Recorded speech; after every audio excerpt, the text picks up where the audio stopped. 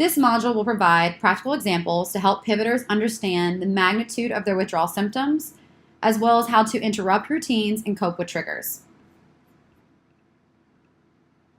Now, as we've learned in previous modules, nicotine withdrawal causes impairment in sustained attention, emotional regulation, short-term memory, reaction time, arousal, and even motivation. Symptoms can occur within 1 hour after the last instance of tobacco use and can last up to several weeks. Now, medications such as NRTs and prescription drugs can reduce withdrawal effects for many of the physical and cognitive symptoms. We'll dive deeper into medications in the later modules. Now, it's important to set expectations for users. Short-term cravings can last roughly 3 to 5 minutes. This is when they experience a decline in dopamine. And this typically occurs when they stop or they're reducing the amount of nicotine they're getting on a weekly or daily basis. Now, medium term could be anywhere between days to 2 weeks. This is when users are most at risk for slips, and this is where we need to help them manage their triggers. Now, a solid foundation here is really helping the users by normalizing what's happening, by providing them with the short and long-term expectations of withdrawal symptoms, as well as educating them on how to tackle their symptoms. Now, the frequency and strength of nicotine cravings conveys information about a pivoter's risk for relapse, so that's important for you also to note. After the 2 weeks, pivoters will actually see a significant decline or feel a significant decline in the intensity of the cravings. Now, one of the first steps in working with a pivoter towards quitting is understanding their smoking routines. This is their days, the times, and situations a pivoter may smoke. This is where we really want to tackle changing those routines or helping them change those routines. Now, when they're preparing to quit, they'll need to have a game plan and hopefully some practice interrupting or changing up their smoking patterns or routines. So when they do quit, they can go through their normal day without relying on that cigarette or experiencing an intense craving or urge. There's a lot of ways to break up a routine. One example of this is, let's say they have a cigarette with their coffee. So instead of having coffee in the morning, maybe they can have tea or use a different coffee mug or go to a different coffee shop or switch up their routine on getting coffee in the morning.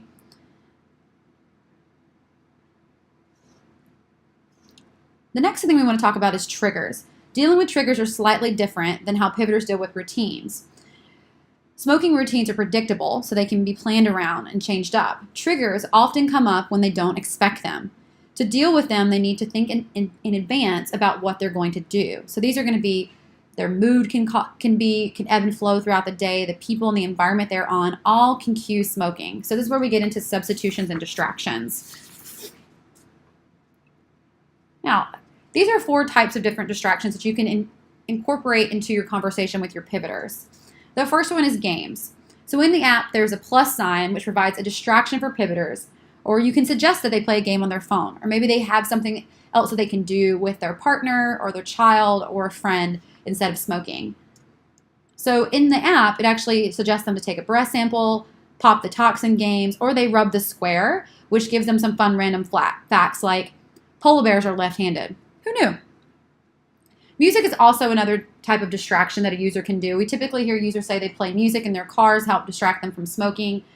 So what we want to do here is, it's key if they're listening to music how they want to feel, not how they're currently feeling. So for instance, if they're not feeling super happy, listening to depressing songs may not cheer their mood up. A third type of distraction could be taking a walk. So even a short burst or small amount of time can boost your energy and help fight a short-term craving. And again, reminding them that they don't have to go for very long. They can go for 3 to 5 minutes. Another distraction is just being social, talking to someone. Encouraging pivoters, if they're comfortable, to phone a friend when they're feeling a craving and talk out what's happening. Or just to have someone take their mind off of it. Here are 4 different types of substitutions as well. The best substitutions replaces the physical act of smoking. Therefore, replacing another activity for smoking when a trigger strikes. So many pivoters cope with their circumstances or emotions like being stressed by smoking. These substitutions may take time as they serve a larger picture to build into a habit of self-regulation in times of cravings, urgings, or withdrawals. So here again are 4 different types. So guided meditation. So practicing relaxation techniques like guided meditation may help the pivoter handle stress of a withdrawal in positive ways. Now we provided in your toolkit here a few links that you can share with the pivoters to walk through guided meditation. Another thing is expressive writing. So journaling a craving, how the urge made them feel, what triggers may be coming up. The cravings also can help them. They can write this in a very expressive way. They can use it in their own personal journal, or they can just write to you in the coaching chat itself. The third option could be exercise, so walking, biking, or going to the gym. Being active sends out natural chemicals that helps improve pivoters' mood and reduce stress. Again, we're going to dive a little deeper in the next module about exercise. The last one is maintaining a network, maintaining a social network, and we're going to dive even deeper in this in the lapse and relapse portion. But a common message that smokers get is to simply avoid other smokers. This can be difficult and impossible, or just honestly plain lonely. Building a network of other non-smoker friends while staying connected with their friends that may smoke may be a kinder and gentler way of helping them contain that social network without feeling so isolated.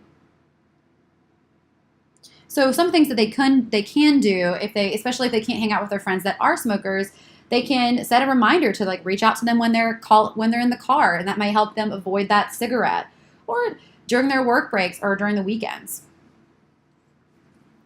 So next we're going to go through 4 simple ways of symptom reduction that can be really simple that you can apply with your pivoters. So the first one we're going to talk about is time exaggeration. So when we're experiencing an intense craving, time can almost feel like it's just completely halted. So one thing that you can do with a pivoter so they can really understand how long their craving is by timing it. So some steps to do this will be the user can identify a craving and note how long they expected that craving to last. So let's say they think it's going to take them forever. It's going to take 10 to 15 minutes. So they'll note when the craving starts, and then hopefully they'll provide a substitution or distraction during that time, and then they'll note when the craving stops. And they'll calculate how many minutes that was or how long that was. And as they continue to be smoke-free or keep practicing these practice quits, that intensity actually will dissipate. The next thing they could do is rate that craving. So some pivoters know which withdrawal symptoms might be the most difficult or the ones that are just cause so much pain. However, not all withdrawal or cravings may be felt equally. So this experiment really helps pivoters pay closer attention to each craving by rating it. And as time elapses again, each craving will continue to dissipate. So one thing that the pivoter could do is rate a craving on a scale of 1 to 10. So let's say 1 is no craving, they're just bored and they need to do something with their hands. A 5, they're thinking about it but they're in control. Or a 10, they need a cigarette, they're going to slip. The user decides how many days they'd like to rate each craving, and then they can talk to you about how these have changed over time.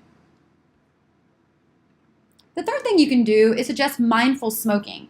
This may seem counterintuitive, but it actually is very helpful for the users to understand all the senses that they're feeling. So mindful smoking allows pivoters to smoke as many cigarettes as they like and use all their senses, so their taste, the sight, touch, smell, and sounds to experience smoking. It's really important to note this is a non-judgmental act. So what the user would do is they would smoke a cigarette without guilt or shame. And for each cigarette they experience, they'd evaluate and add a description to what they're feeling. And then the user would gather that information and talk to you about that. And what you guys can do together as a coach is figure out, are there other things that they can incorporate to get that same satisfaction or feeling that they're getting from that cigarette? The last thing we're going to talk about is flip the label. So a lot of times when users are smoking, there's some shame associated with either slipping or not being able to make it through a practice quit or just being really unsuccessful, and they have some negative connotation to this.